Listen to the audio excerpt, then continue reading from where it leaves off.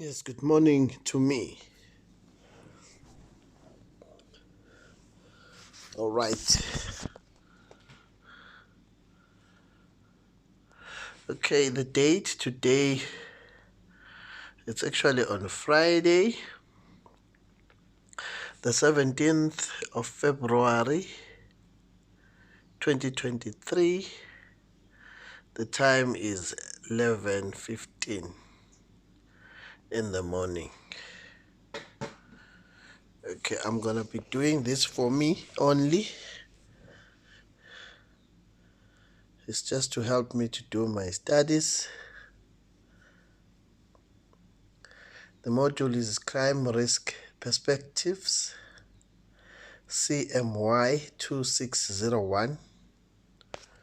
I'm continuing. Today I'm doing learning unit 1.6. Learning unit 1.6. So we're gonna start. We're moving on. Okay, here's our contents. I'm gonna go through them. I'll just go via past them. I won't read them up until the learning outcomes. But the learning unit that we're doing today is poverty.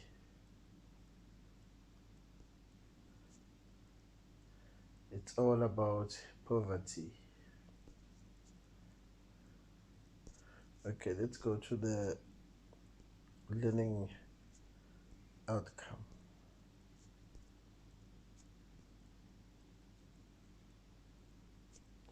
Right, learning outcomes.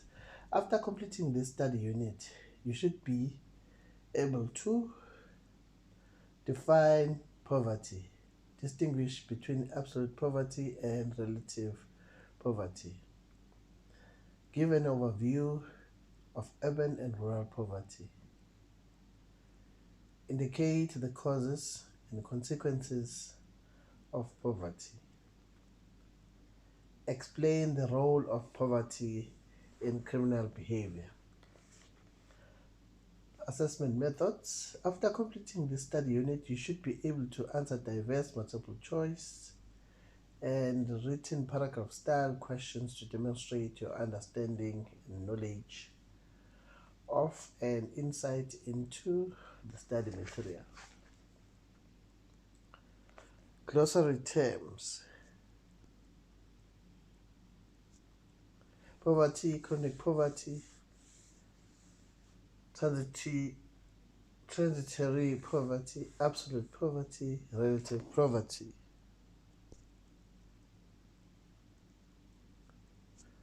Once we have read through the study unit, return to this glossary box and summarize the above terms. Introduction. Poverty is a grim reality in South Africa, and a reality that is becoming increasingly pronounced. The 1996 census figures showed that some 75% of South Africans were living in poverty at the time. The ANC original economic blueprint, the Reconstruction and Development Program (RDP), with its strong emphasis on economic development and poverty alleviation, was a recipe for failure. In most cases, the money set aside for it was either wasted or used for other purposes. Since coming into power, the ANC has made various attempts at alleviating poverty which have included the introduction of health services, housing, and job creation. However, it is an open question whether these have contributed to poverty relief. Poverty affects all racial groups in South Africa and has become increasingly worse as a result of widespread corruption in all sectors, both private and government. ANC 1994. According to Sakona,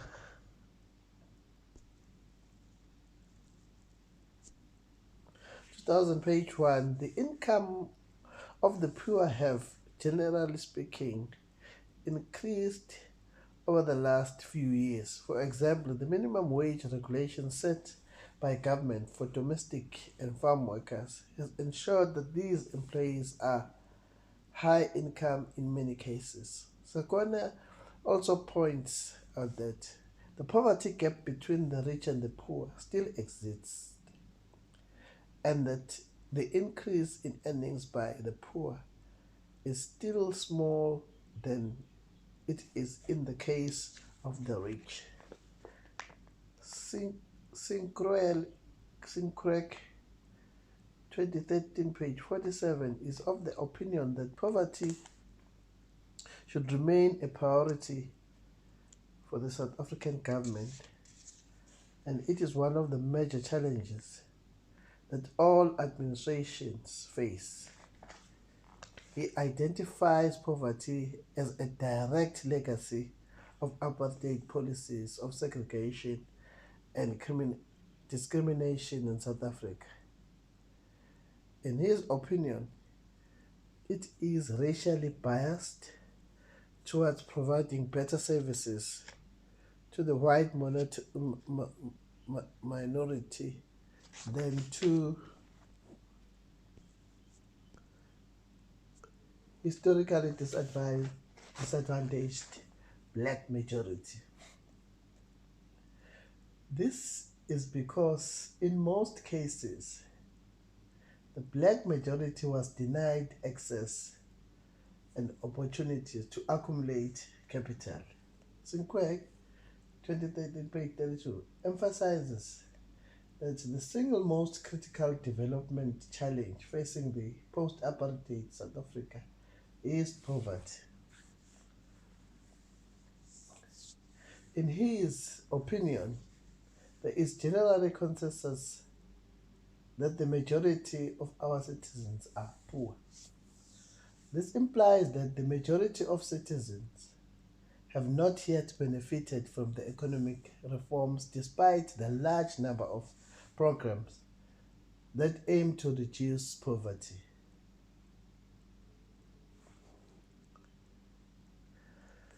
Definition of poverty. Poverty has various causes which do not all have the same consequences, and circumstances in which they are experienced are differ.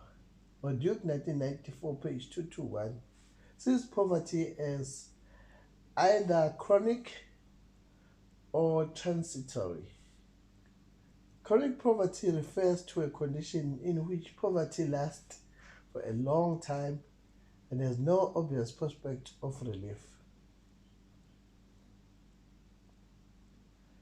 Transitory poverty is usually temporary and changes when circumstances improve.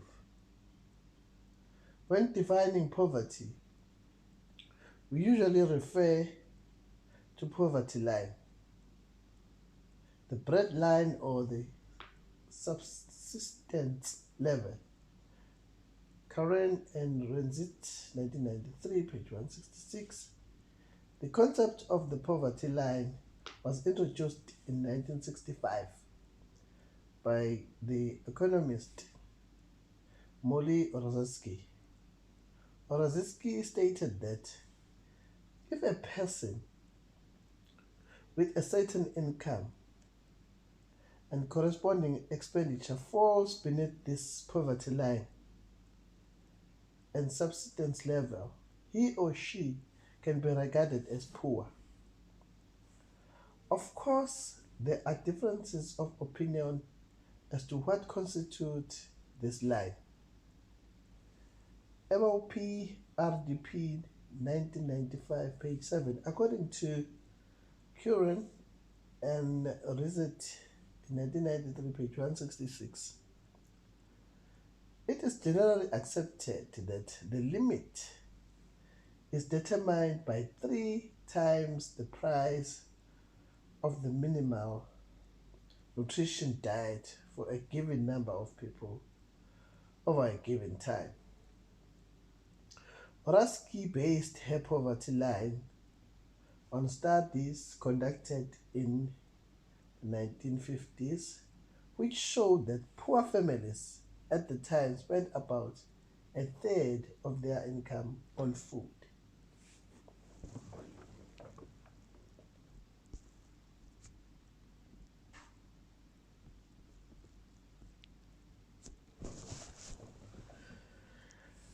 Poverty is viewed by the South African government poverty policy document as a denial of opportunities and the choices most basic to human development to lead a long, healthy, creative life and to enjoy a decent standard of living and dignity. Poverty is a multidimensional phenomenon which includes such aspects as inability to satisfy basic needs, lack of control over resources, lack of training and skills, poor health, malnutrition, and shortage of housing, inadequate access to water and sanitation, vulnerability to shocks, violence, and crime, and lack of political freedom, according to Sequel, 2013, page 33. It is a multidimensional because it goes beyond economics to include many social, political, and cultural issues. According to the studies done by the Poverty and Equality Institute, SPII 2007, cited in Square 2013, page 33, poverty is a contested concept. Arguments on how poverty should be defined and measured go beyond semantics and academic debates. According to the report, it is critical that the definition and measurement of poverty are appropriate to the social in which they are applied.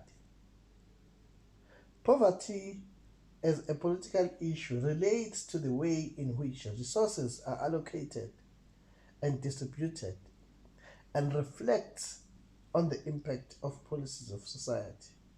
Secret 2013, page 33.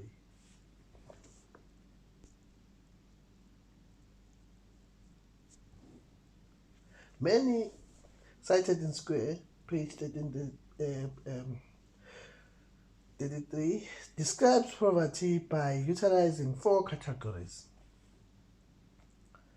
human capital, labor, education, and health; social and institutional assets; household relation, trust and access to decision making; natural resources,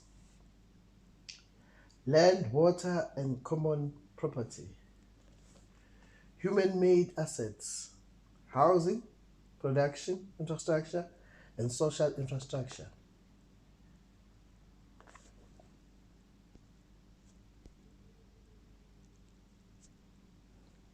This definition categorized goes beyond focusing on insufficient income, but looks at how poverty manifests itself as a lack of access to opportunities, assets, and credit, and is therefore a complex, multifaceted phenomenon that fluctuates in depth and duration for which there are many different explanations.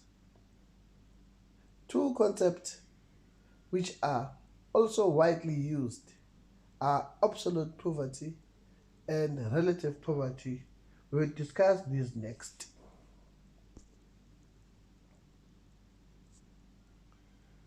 Absolute extreme poverty. Excuse me. Absolute poverty points to the individual relative failure to maintain one or more of absolute or predetermined norms and standards used by the community as a suitable measure of the minimum necessities of life or of minimal acceptable standards of living. These norms and standards are not necessarily concerned only with income or well-being, but also cover other aspects of people's quality of life. In fact, we are increasingly differentiating between income and other aspects of socio-economic deprivation, deprivation. Poverty Policy Document 2004, page 1. The elimination of absolute and extreme poverty is one of the focal points within the broader development debate. In developing countries, it is an emotional and political loaded issue. To some extent, it can also be a source of tension between developed and less developed countries because other social and ideological agendas are often followed in the name of poverty reduction. And this simply serves to distract attention from the main task of eliminating poverty. This is on Poverty Policy Document 2004, page 1. A comprehensive development strategy is necessary in which the complex origins and causes of absolute poverty are set out in detail in order to reduce or eliminate poverty.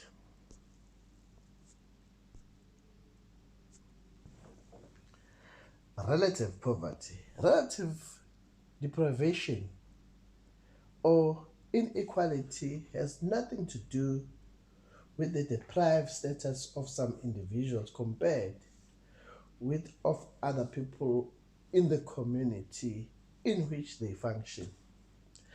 Relative deprivation, relative poverty, is calculated with reference to every community's norm and values and is in this sense of universal and permanent characteristics of the community. Estimating poverty in South Africa.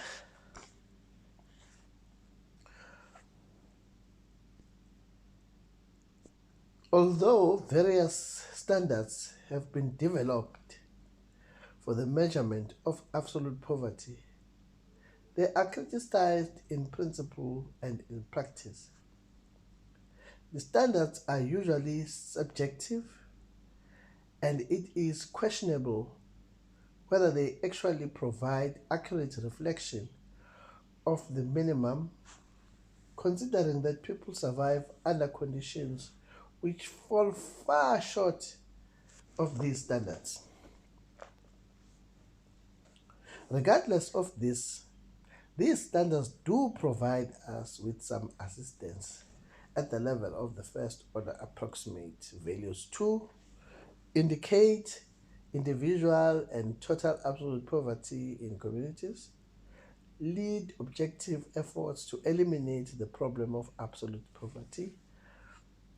Clearly, these standards must be the result of consensus and reflect the community values and considerations to be applied. It is also problematic to measure income in order to decide on the level at which poverty relief should be implemented.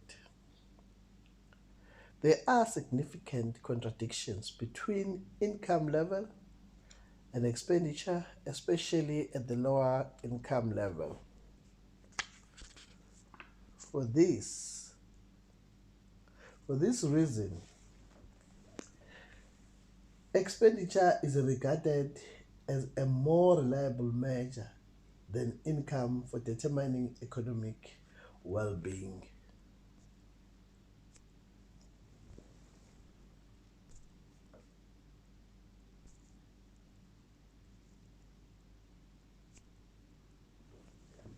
A global standard for the distribution of poverty is the Poverty Headcount Index. The extent of the distribution, as measured by the deprivation per household relative to the minimum accepted standards, is reflected by the poverty gap. Broadly speaking, this is the total deprivation of income in a community below the minimum subsistence level, MSL.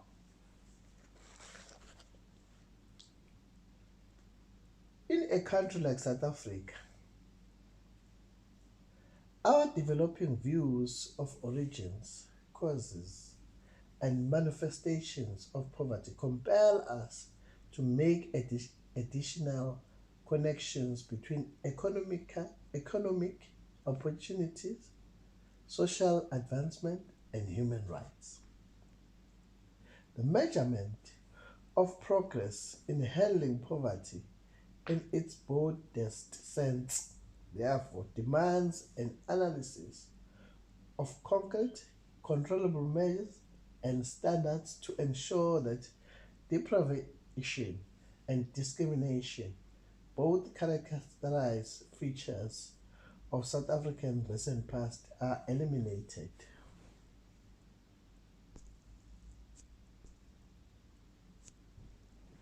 The most evident challenge when studying the transformation of our society is, therefore, to go beyond simply measuring the total well-being of individuals. It is also necessary to measure variables in institutions and structural circumstances. If we consider alternatives for human-centered indicators of human development, which go further than normative criteria, then it is the most important to investigate people's own perceptions of, of change and transformation. These indicators will enable policymakers to gain a better understanding of the extent of alienation of lack of social capacity found in communities. Activity 1.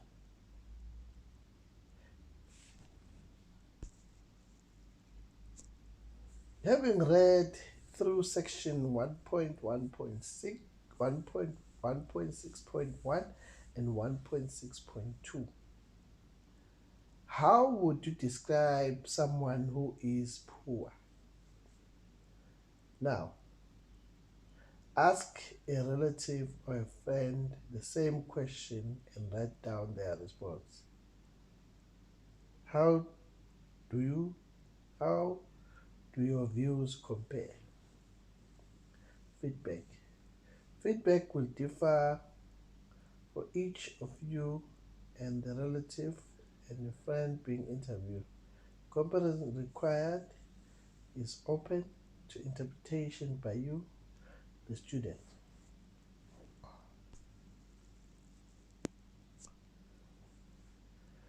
Causes of poverty and circumstances which make it worse. Poverty is characterized by a variety of complex causes and is made worse, aggravated by circumstances in which economy and the community No medium-term or long-term strategy for reducing poverty will be successful if these origins causes and aggravating circumstances are not identified and dealt with.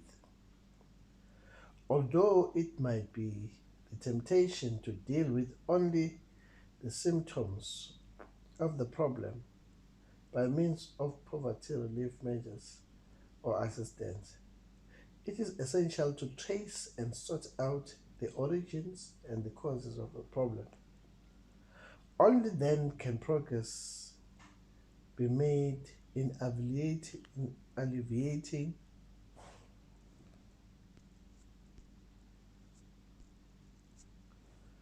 absolute poverty.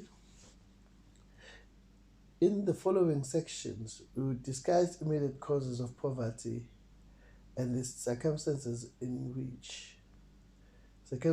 which make it worse. Economy.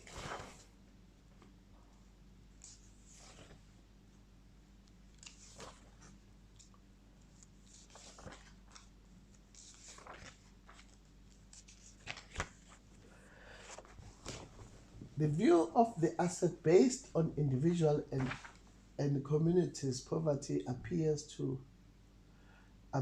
as both an inability to make an optimal contribution to the economy and the inability to benefit from it. Since poor people are usually regarded as beneficiaries of economy because they do not qualify as taxpayers, it is important to realize that they still have the potential to contribute both to their own upliftment and to economic expansion as a whole. The poor can take part in the barter economy by means of the following primary mechanism.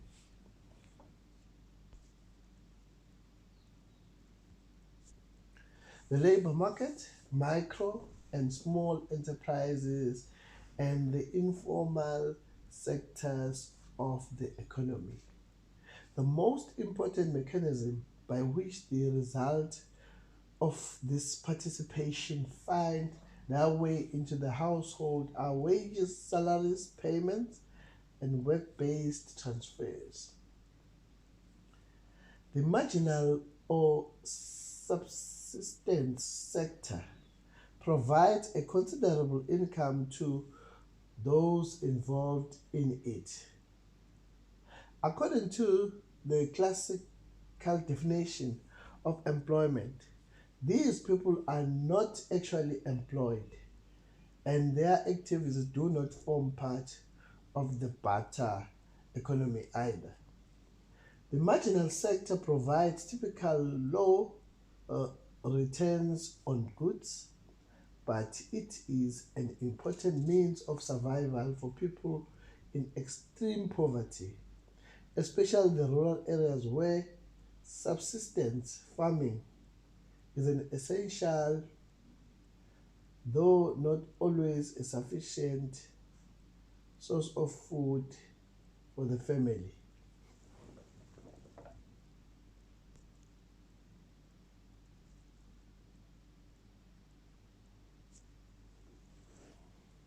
The growing need for cash income is resulting in people moving away from the subsistence sector to activities in the informal market economy or formal sector, which increases a number of job seekers.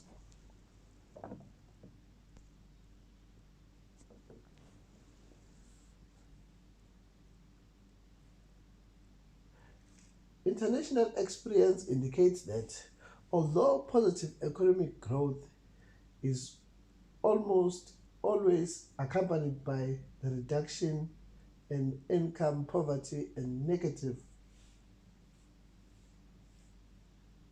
growth on poverty depends on the way in which the surplus governmental income is distributed. Although the actual distribution of income and the income disparities in themselves are not necessarily relevant to the question of the reduction of absolute poverty. The underlying mechanism determining income distribution are still on the central importance. As far as the reduction of absolute poverty is concerned, much will therefore depend on economic growth, the pattern of that growth, and the extent in which poor people will be able to share in the fruits of the growth. Poverty Policy Document 2004, page 8. Employment in the labor market. In an economy like South Africa, in which large numbers of the workforce are unskilled, underskilled, and have only basic skills, a growth rate that leads to relative greater expansion of service provision to workers with low level of skills will inevitably create more positive environment for the reduction of mainly income poverty.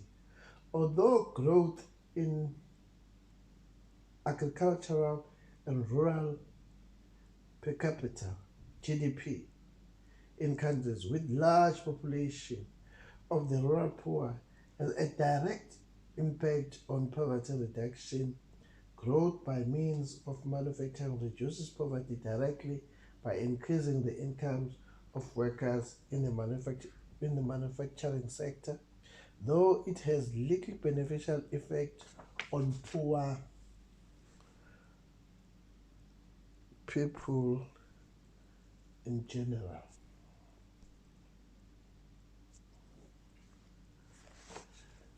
There are clear signs that the more labor intensive the growth pattern or growth rate is, the quicker the decline in income poverty will be. It seems that the inability of poor people, in particular, to get work, which is an important cause of unemployment and work shortages, is to a large extent the result of a number of key factors. Although temporal unemployment of 3 to 4% of the workforce is regarded as normal, excuse me, the considerations mentioned below point more direct to structural key features of unemployment and work shortages, which are especially relative in the context of poverty reduction. We just get some water.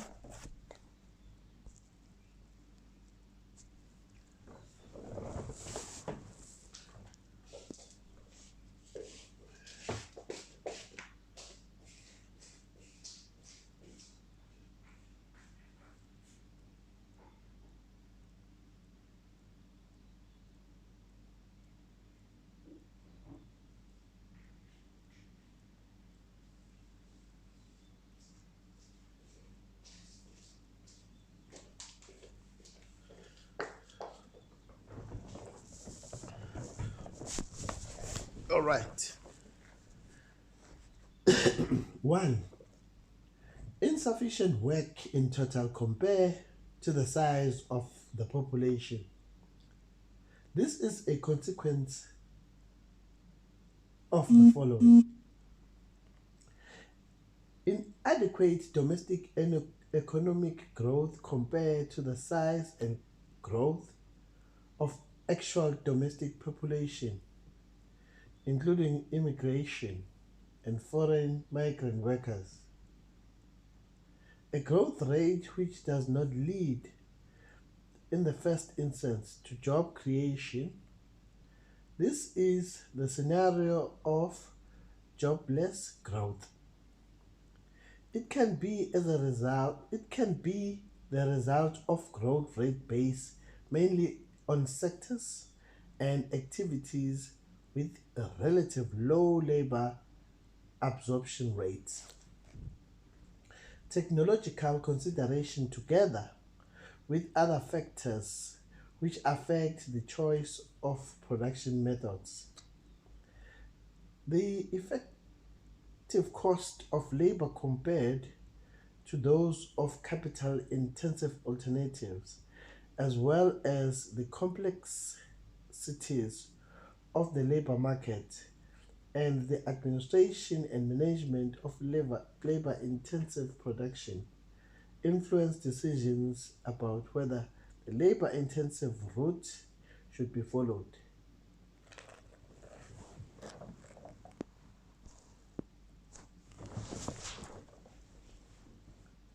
Consideration like the quality of work, wages, and productivity are of the utmost importance. Technology progress in itself is not necessarily in conflict with the increased employment figures. The potential for economic expansion can largely be extended by technological progress, but it but in the short term, this will lead to an increased demand for a workforce that is better trained and better paid. The prospect of increasing income inequality, at least in short term, is therefore important. The labor market's ability to adapt to changing demands, such as those made by technological progress, and the labor force's ability to remain competitive as a sector of production are still of high importance. Rapid improvements in the education and skill status of very poorest must be a priority so that they can play a productive part in the economy.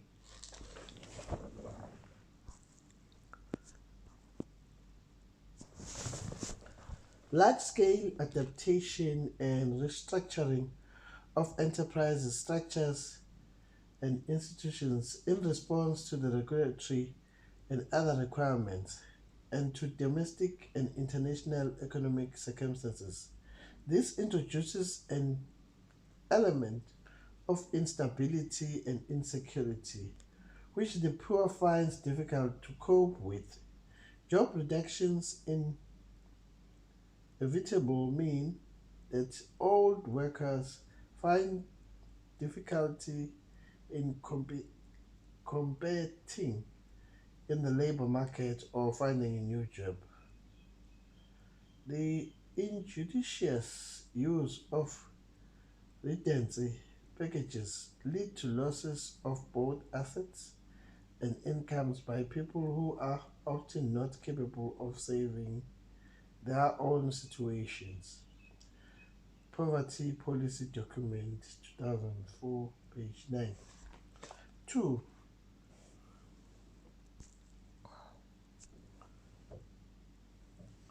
A mismatch in that the demand for a supply of labor do not correspond, especially where the education and skill profiles of the available labor force do not match up with the demand pattern in the labor market. The tendency in a modern and technological age is increasingly to employ highly skilled workers who will be better paid. This is also typical of growth roles which in general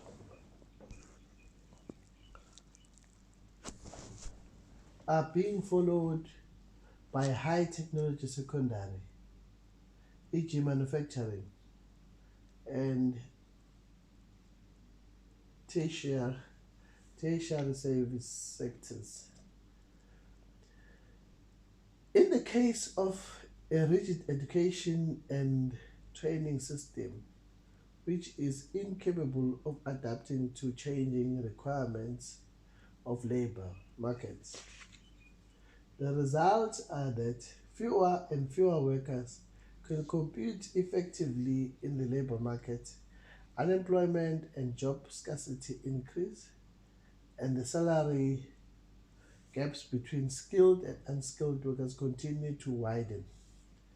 A lack of skills in a country restricts economic development and can be overcome only by importing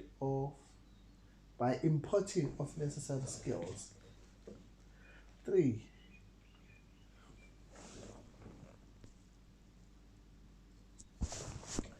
The spatial distribution of work compared to the population distribution. In a large country like South Africa, the people living in large, mostly rural areas are situated far away from the relative few centers of economic development. To have access to available job opportunities, they often have to travel long distances and spend long periods of time in new, strange environment while looking for work. This means that they have to make a financial investment in advance of their search for work, which many people simply cannot afford. This same lack of income and purchasing power in communities very often leads to diminishing markets for goods and services, which leads to collapse of these activities in both the formal and informal sectors. This results in what we call the vicious cycle of poverty. The symbiotic relationship between the formal and informal sectors in the economy is well established. The informal sector can seldom flourish in a vacuum and without the same connection to a certain level of formal sector activity. This is especially true of remote rural areas, which are actually rural subsistence areas rather than rural production areas.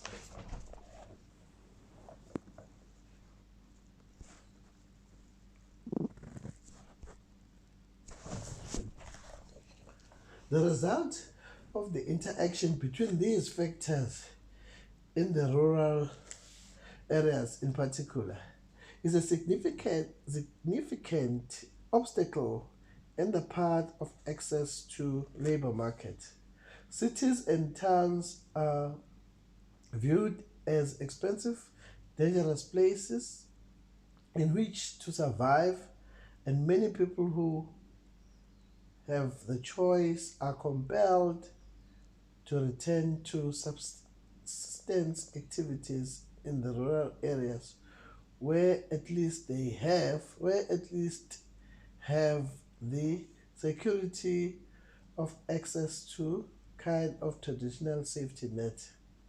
The impression may be created that these people are not actively seeking work, which results in them being regarded as unemployed in many surveys. But they would rather enter the labor market if their circumstances were more favorable.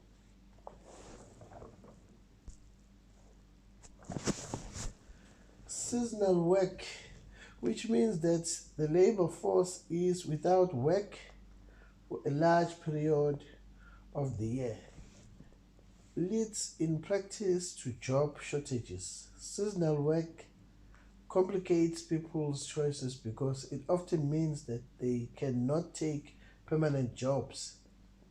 Their decision to make seasonal work means, in effect, that they are underemployed. Seasonal work is, however, an important source of income for those who would otherwise be entirely without work.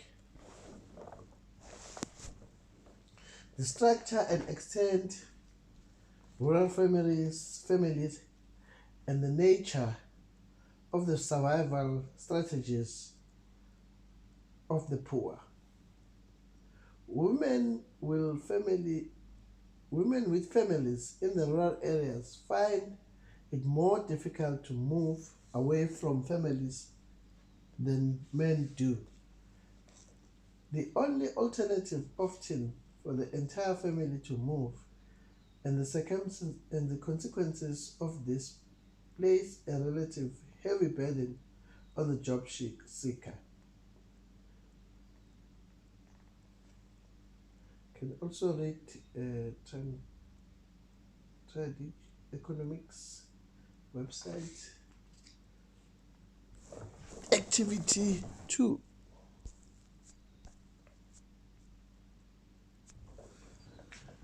Speak to few people in your community who are employed and hear their views. How does this compare to your own personal view?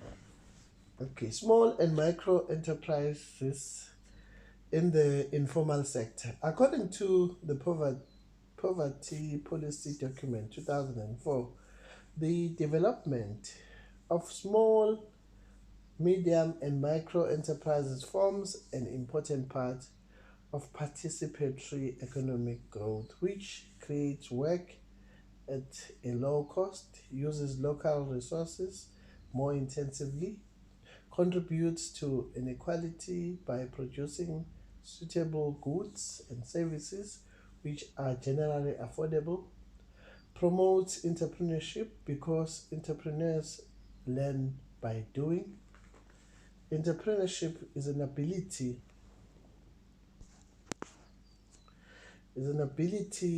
to identify needs, collect what is needed to meet those needs, and then act in order to do so. It demands both physical resources and assets or skills such as positive opportunism, self confidence, self validation, all of which are often lacking in poor communities and amongst the poorest of the poor. Entrepreneurs typically come from humble backgrounds where they were under a lot of pressure to achieve. They do not, however, usually come from extremely poor environments. In addition, skills and prior work experience play a role. People who have lost their jobs but have some experience in the workplace are better able to set up their own business than people who have had to work who had no work experience. Sorry. Sub-Sahara Africa has a record of self-employment in small enterprises, but for a variety of reasons, there is no record of genuine, lively entrepreneurial growth and development.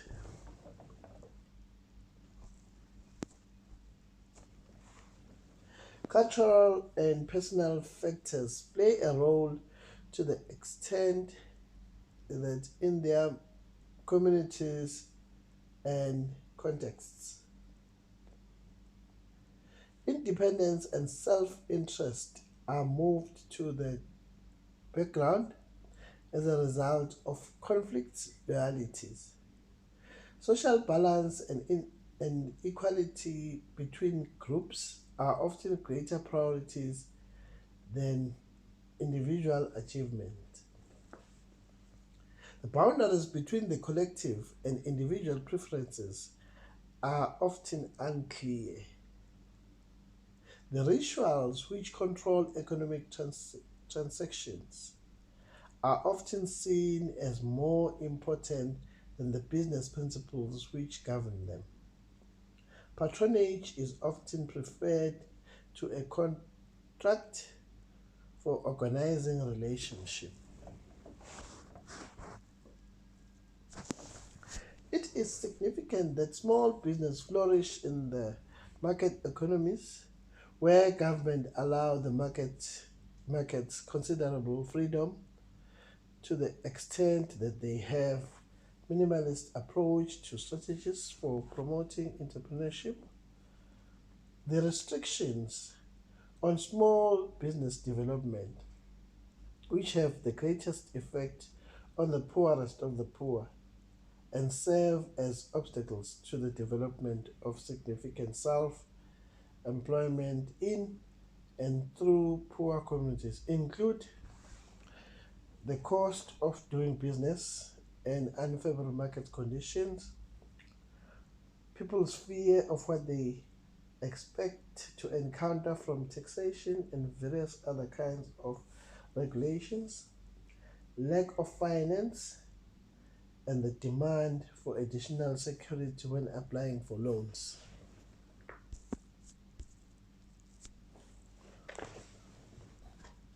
Lack of training, skills, business supports, and advisory services, and the inability to pay in advance in order to obtain them. In developing countries, people's movement away from marginal and subsistence economic activities to the informal sector, and the return of unemployed people to the informal sector place tremendous pressure on incomes in this sector, and this makes it increasingly difficult to earn enough to fend off poverty. Although the informal and marginal sectors make significant contributions to household incomes, they do not provide an answer to the problem of poverty. The long term the long term effect of the drought in South Africa, especially in the Western Cape, could be disastrous for the economy. The biggest economic effect is the impact on tourism and agriculture, which has a negative effect on unemployment. City Press, February 2018.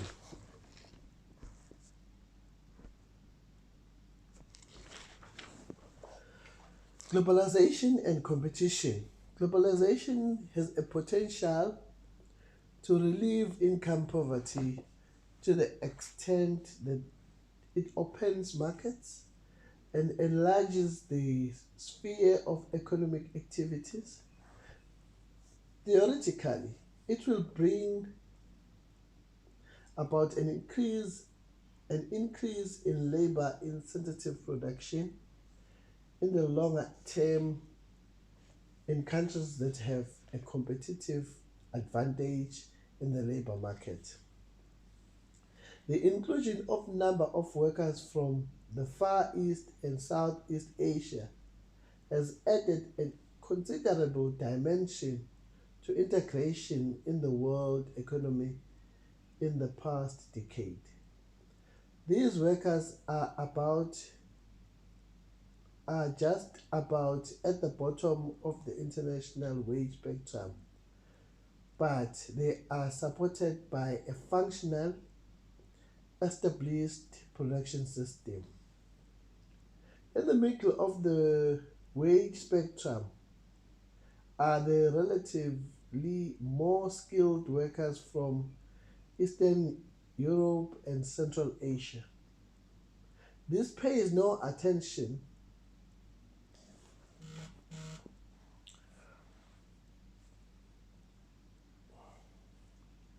This pays no attention to the numbers of farmers and workers from the sub-Sahara Africa who will become significantly global players as their own domestic circumstances normalize. Even at the labor-intensive end of the spectrum, therefore, there is a considerable global competition, international experience that globalization, which includes trade, capital flow, and market liberalization, guarantees neither success nor regression.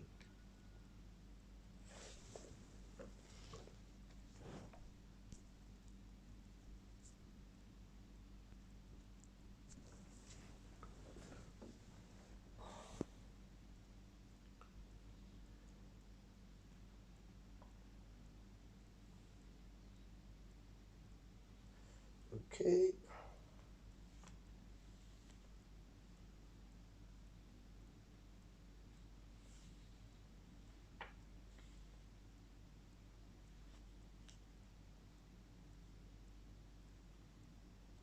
one second.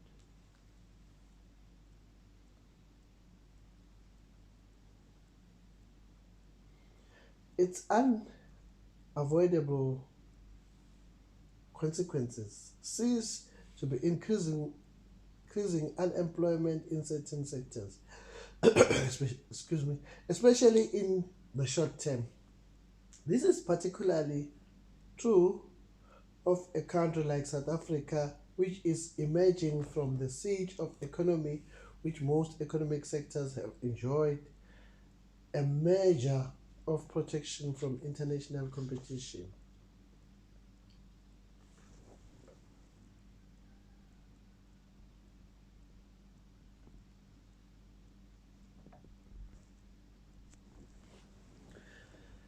In countries which have followed a sound microeconomic policy, preserved a reasonable balance between rural and urban development, followed effective investment strategy in respect of both economic infrastructure and the cost effective provision of social services, and have effective governmental and non governmental institutions, globalization continues to create growing opportunities which are being converted into growing total national prosperity and a large share of that prosperity for everyone. Where these conditions were not met, the reverse is inclined to occur. International capital flow tends to reward success generously and to inflict severe punishment for mistakes. If organized labor adjusts to globalization, it can play a constructive role by promoting increased productivity, reducing discrimination based on non economic factors like race, gender, and monitoring working conditions.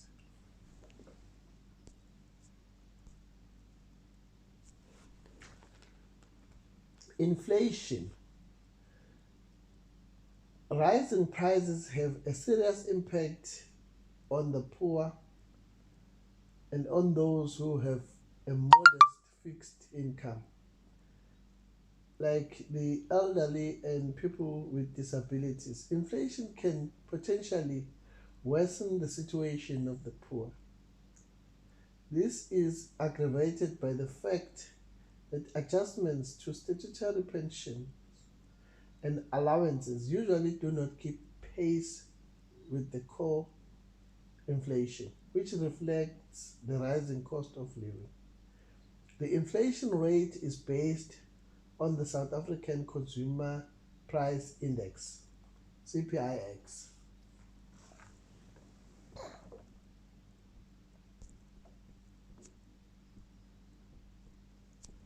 There is another further reading, as you can see there, the website. We proceed to non-income factors.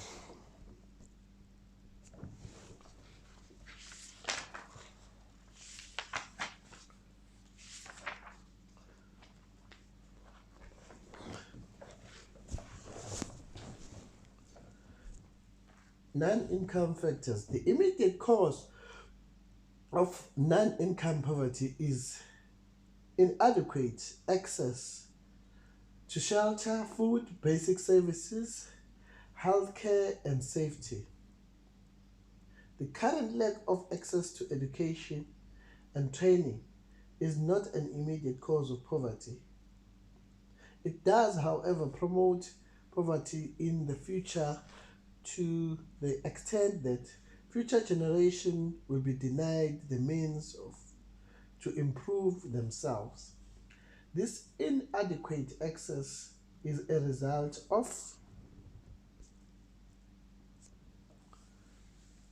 the inability of poor people to pay for goods and services or to obtain private goods and services. The inadequate supply of public goods and services. Sustained and increased per capita, per individual or person, public spending to provide social goods and services to a growing population demands a sustained per capita economic growth. Per capita economic growth is essential, but it is not sufficient in its to reduce the incidence of non-income poverty. Although inadequate expenditure on the provision of public goods and services to poor people is mentioned here because it causes and aggravates poverty. Social expenditure is important in itself because of its contribution to economic growth. The traditional reaction to poverty is to create safe nets. Some of these safe nets arise from the personal contributions of individuals to pension and provident fund, medical aid schemes, and so on. These contributory safety nets reduce the government's burden. On the other hand, public safety nets do not involve some subsidizing. They consist in general of non-contributory social expenditure on the following: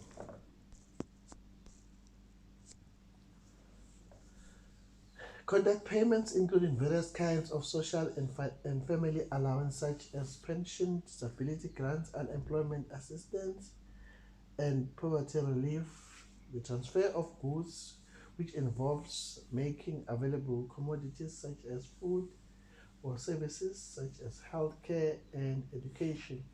Public workers by means of job creation programs with a welfare base by which public infrastructure is constructed, especially in order to benefit the poor using labor intensive methods. Sustained government spending on subsidies, which are inherent to the creation of comprehensive public safety nets rather than, for instance, the creation of productive economic infrastructure can menace economic growth, delay job creation and transfer, and worsen the very poverty which it was intended to eliminate. The immediate impact of such programs on poverty indicators can be considerable, but the most significant challenge is sustainability.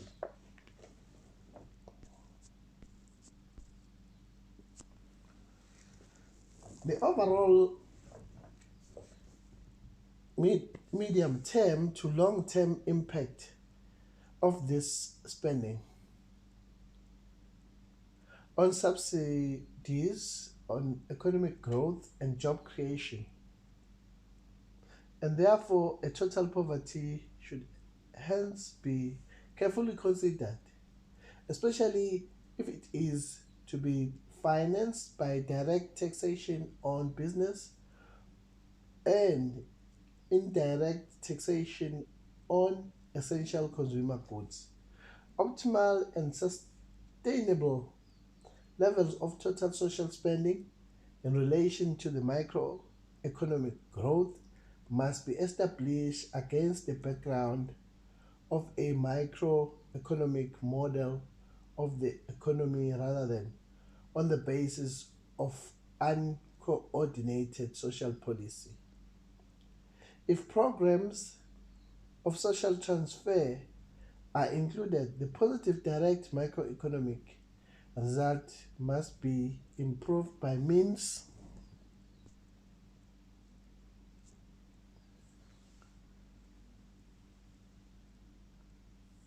of the following: identify and targeting the poorest of the poor so as to ensure cost effective, setting realistic, affordable standards in respect of the services to be subsidized, create public assets rather than using state assets as a main source of subsidies to cover running costs, introducing labor based employment welfare approaches, where possible, using local small, medium, and micro enterprises SMME, contractors, and suppliers. Activity 3. In your opinion, how will the provision of free primary and tertiary education for the poor affect the economy, the South African economy?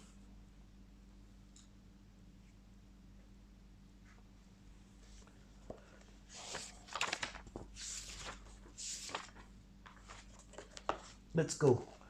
Let's push. Population growth, density, and distribution. All over the world, the population growth goes hand in hand with urbanization. The incentive for urbanization is usually a lack of economic opportunities in the rural areas in spite of the growing population. This is compounded by the process of industrialization, which leads to the rapid growth of large urban concentrations as employment centers. The overcrowding in settlements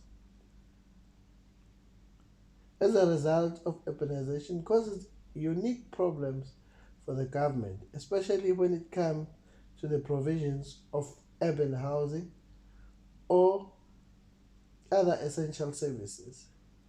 Poverty is both a cause and a consequence of this process.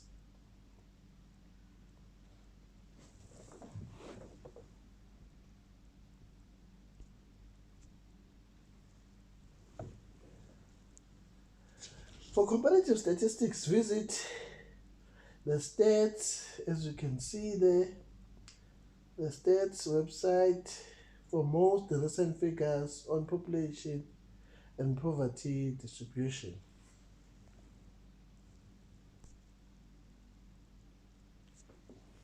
Rural poverty. The growing rural population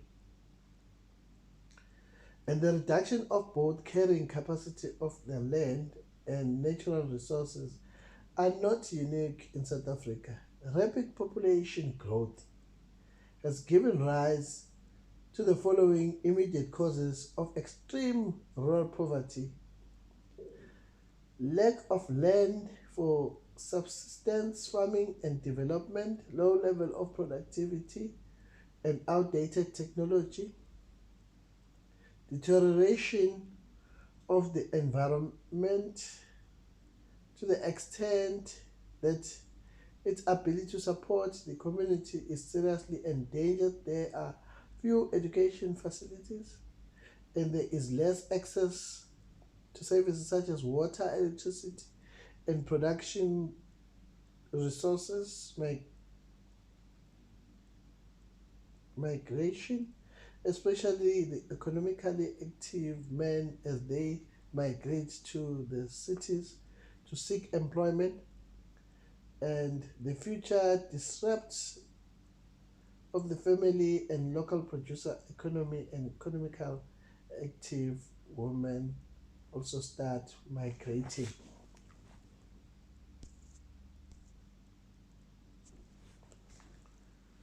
High dependence on economical active people by the economical inactive as the largest concentration of economic activities occur in the vicinity of big cities. There are few job opportunities and therefore more poverty is in the rural areas. Resources being allocated to an overextended informal sector rather than to dwindling local makers, which result lower profits. Increasing dependence on subsidies and transfers, which are a migrant source of income, as they lessen over time as successful family members make new independent lives for themselves in their in the towns and cities.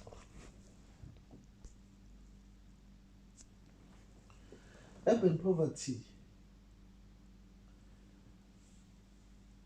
Government's inability to provide urban infrastructure and acceptable housing which is affordable together with insufficient economic success to provide work for the growing urban and peri-urban population inevitable leads to the following: the establishment of informal settlements as first level access points to an urban existence for the very poor.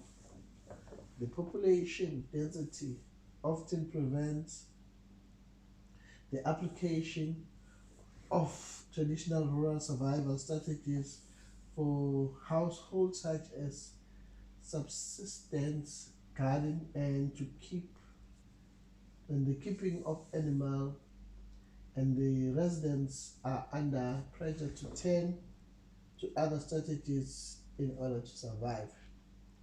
Dysfunctional community life for the very poor and the loss of the element of social capital like traditional tie and support groups.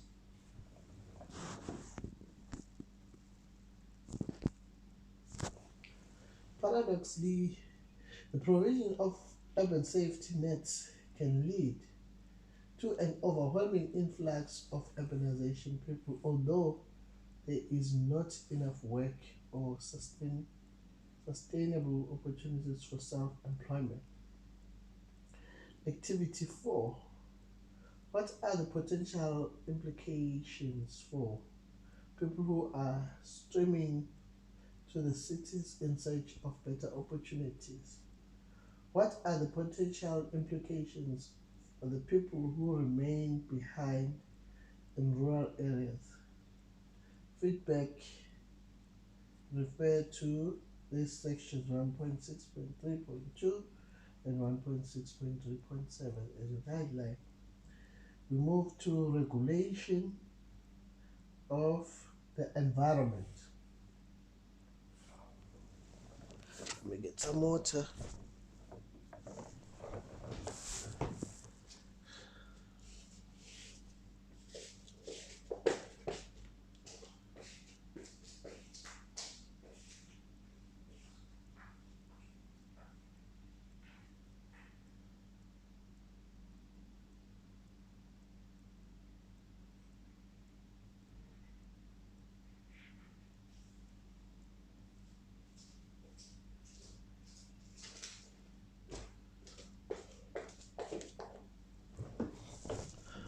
Right, let's move.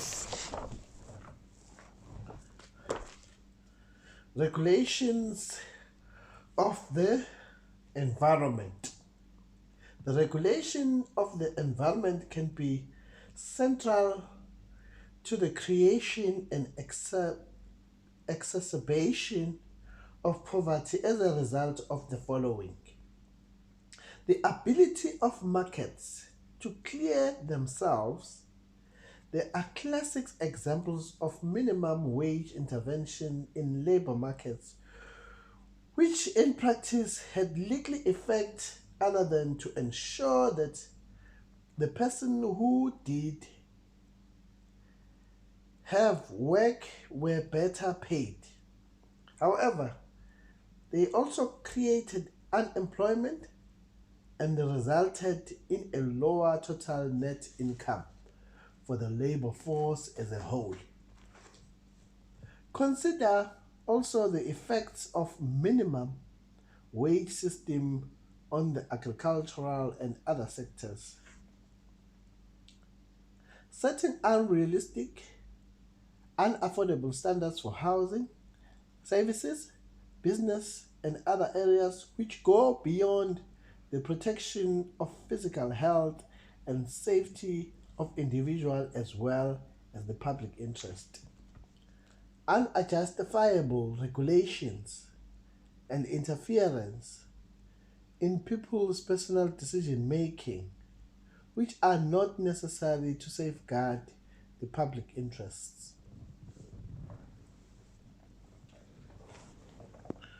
Oh, I forgot now to move on with my screen here.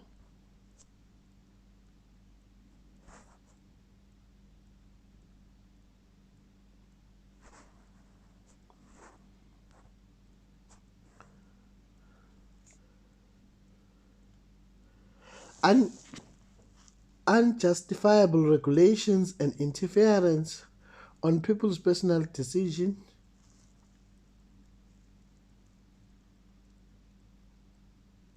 which are not really necessary for safeguard the public interest.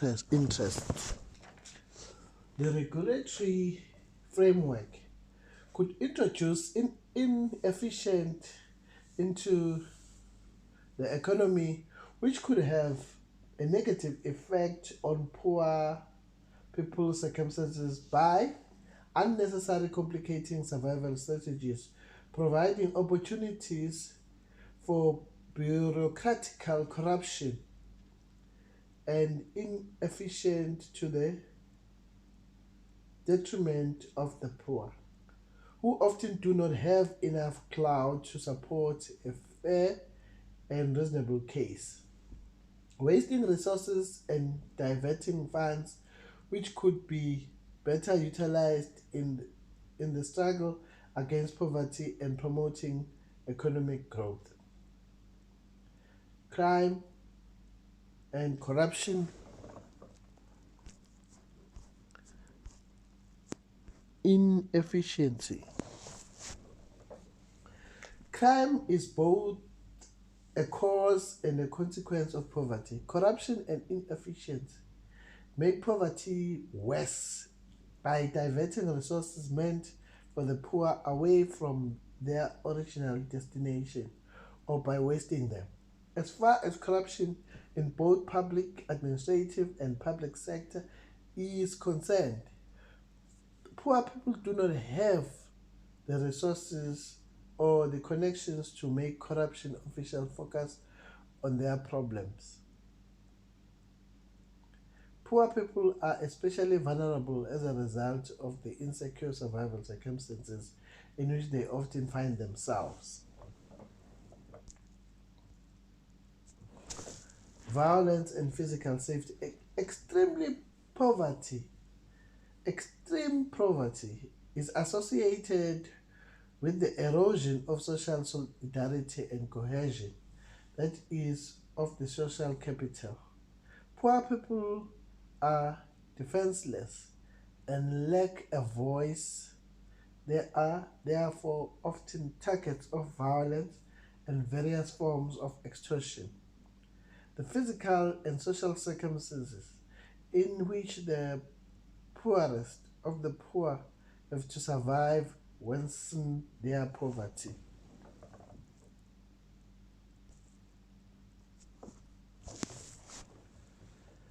Powerless and insecurity.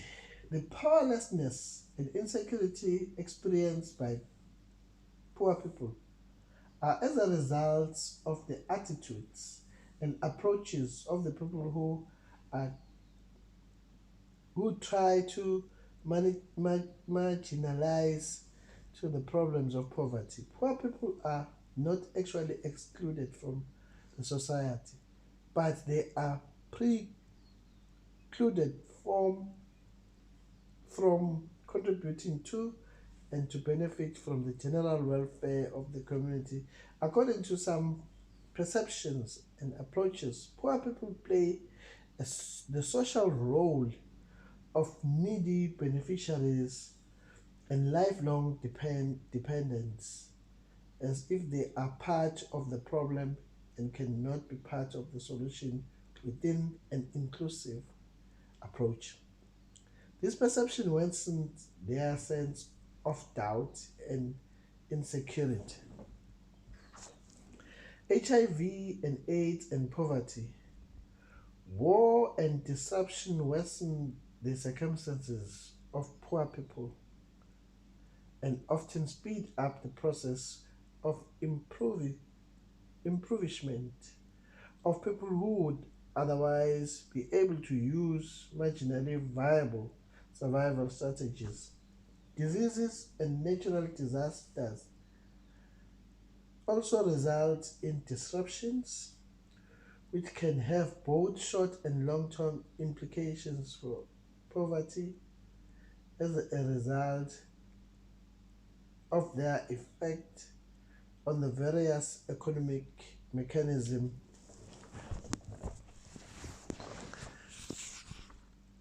in sub-Saharan Africa. Ethnic conflict, civil wars, and HIV and AIDS are amongst the greatest problems in the fight against poverty. HIV and AIDS mainly aggravates the problem of poverty as a result of the following. It disrupts the family income based following the death of one or more contributors breadwinners. The fact that many children are orphaned, with many of them are also being AIDS sufferers, which makes them a burden on their extended family or the responsibility of the state. The erosion of productivity in the labor market and the effective increase in the cost of labor as a result of globalization and the liberalization of markets, the main aim of which the greater competitiveness. Growing pressure on health and welfare systems, meaning that the resources have to be spent on health services instead of economic growth, consistent job creation, and improving the per capita gross national product. Please consult the stats essay again on the HIV. We move to multifaceted nature poverty.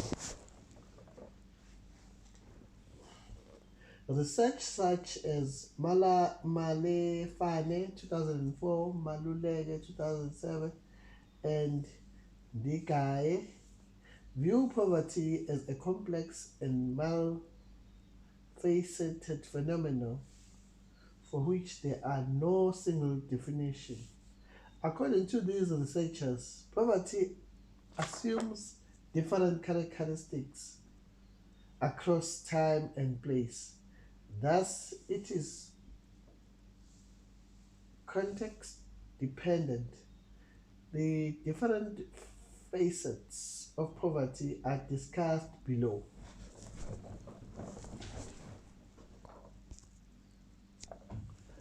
Basic human needs. As a result of high unemployment rates in South Africa, The affordability of providing for the basic human needs is a challenge. Regarding basic human needs, poverty is seen as the inability of household to meet this minimum specified qualities of necessity such as food, clothing, and shelter. Thus, a healthy lifestyle and attaining a minimum standard of living is not possible. Income. In the approach that focuses on income,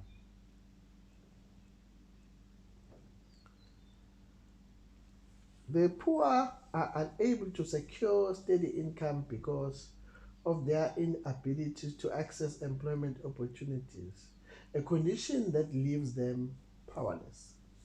The definition of the poverty using income as a measure is particularly relevant in South Africa, where there have historically been severe income inequalities between different population groups.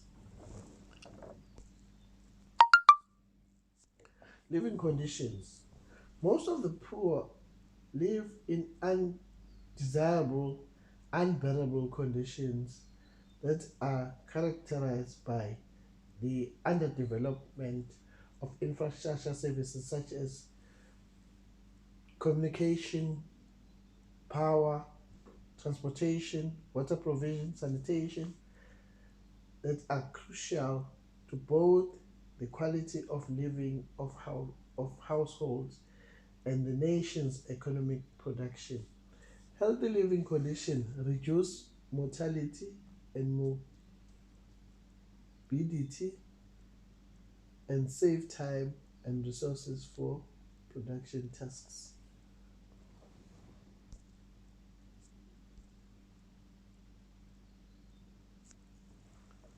Political situations. The political connotation to poverty relates to the allocation of resources as prescribed by government policies. The argument is that poverty problems are the result of political choices made by rich government officials and powerful business leaders for further their personal agendas and line their own pockets, which further weakens the poor. Social exclusion. Social exclusion is an aspect of poverty refers to the denial of the absence of social contact. It is also it also connects poverty with issues of citizenship as it occurs when a person is being excluded from social activities, decision making, social services, the right to citizenship, and the family and the community support. Social exclusion emanates from the way in which the society laws system are structured. The social dimension of exclusion denies poor people the opportunity to participate in the mainstream of economic activities, for example, denied or limited access to education, housing, basic services such as healthcare.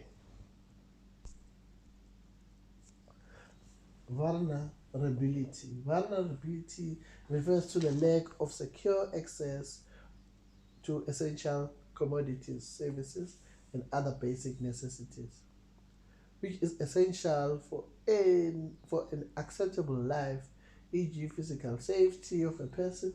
Poverty is not only about being poor, but it is also about the risk of becoming caught up with continuous cycle of poverty. Vulnerability is characterized as an inability to cope in times of crisis. Individuals and households become vulnerable when they lack assets that enable them to handle negative events and various external shocks, e.g., HIV epidemic, and rural communities who do not have access to adequate healthcare and cannot afford private doctors. Gender inequality. Gender inequality is an important facet of the general inequality and creates barriers to assets, access, and participation of women. When women are restricted, excluded from the development process, and therefore gender equality, it's, it contributes to a rise in poverty. Different forms of abuse against women have been consistently prevalent throughout the world, and Africa is no exception. Since men and women have historically had unequal access to paid labor, men have historically tended to earn more than women, and poverty has historically been more prevalent in female headed households, especially in rural areas of South Africa. The majority of women tend to work in the informal sector, earning small incomes, which further enhances the likelihood to remain entrapped in poverty.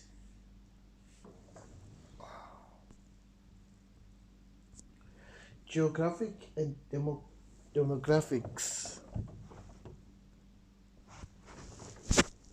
Poverty is sometimes noticeable from a geographic and demographic setting. In South Africa, apartheid segregated racial groups into distinct settlement patterns, for example, townships and predominantly white suburbs, and division between the rural and the urban, in which resources were not equally allocated. As a result of this segregation, black areas in South Africa are still predominantly poor when compared to white areas, as they did not receive equitable services.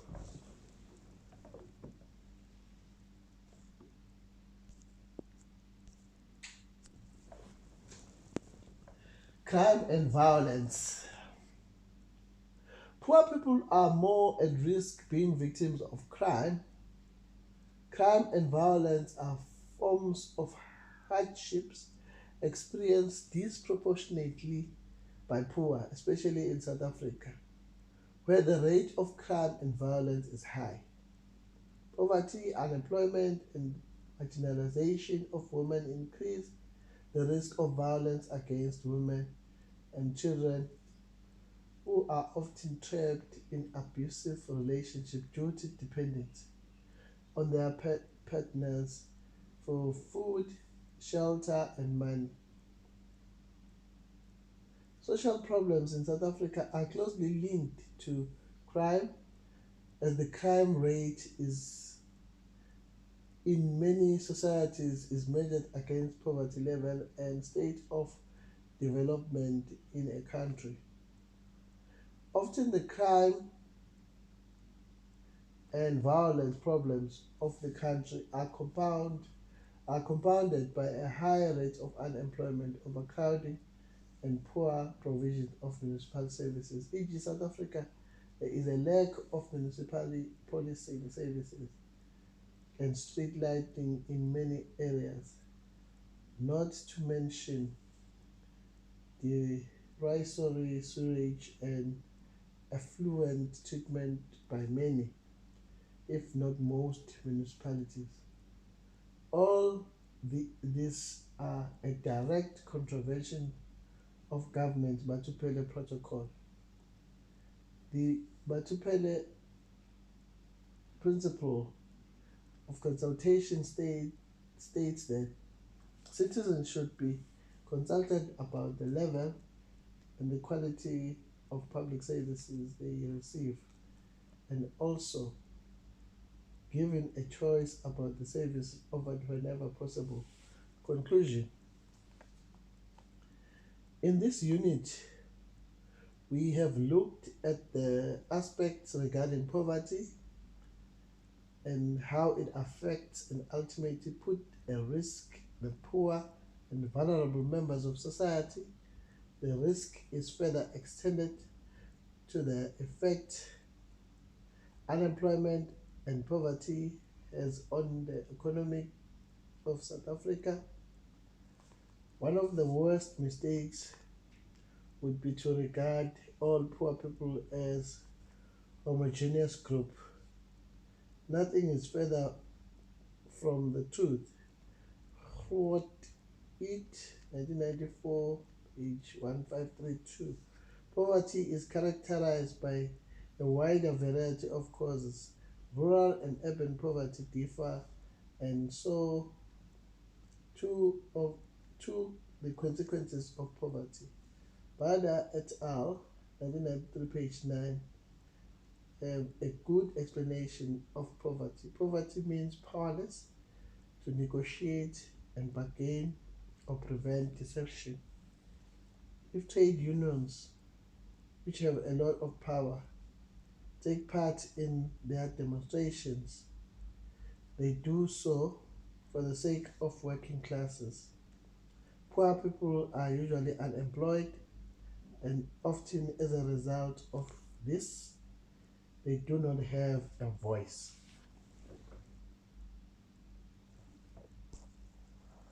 Oh, okay. I forgot to scroll here. Conclusion. You can proceed with it. I'm going to self-evaluation now, self-assessment questions.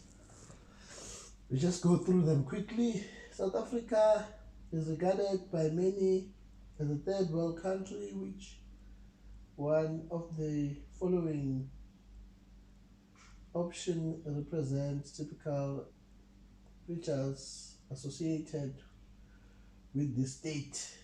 1, 2, 3, and 4. Quick.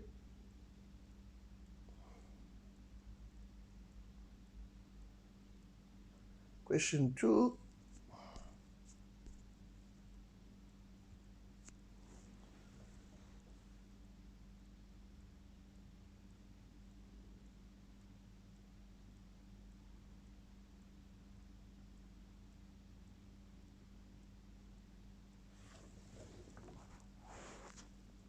Question 3.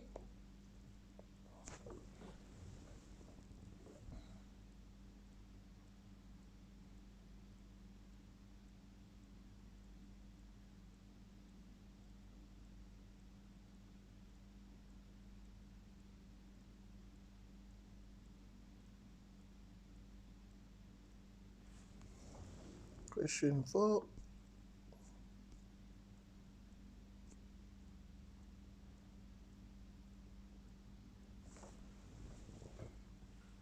And question 5. Okay.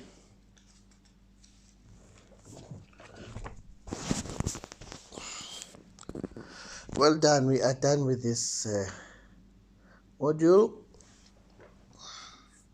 So our next module will module learning unit 1.7. Danko.